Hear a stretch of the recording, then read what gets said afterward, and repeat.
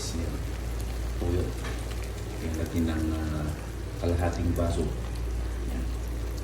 Yung katamtaman lang para hindi siya mapait. Yun eh. Yan. Ganyan. Nako.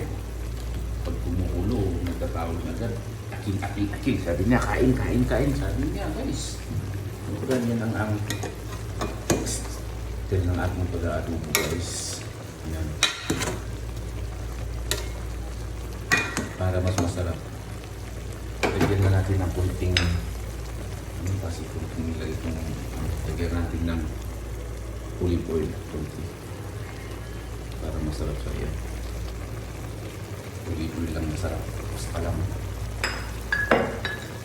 Ayan. Saka natin takpan, guys. Takpan natin guys. Para mamaya maluto na yan.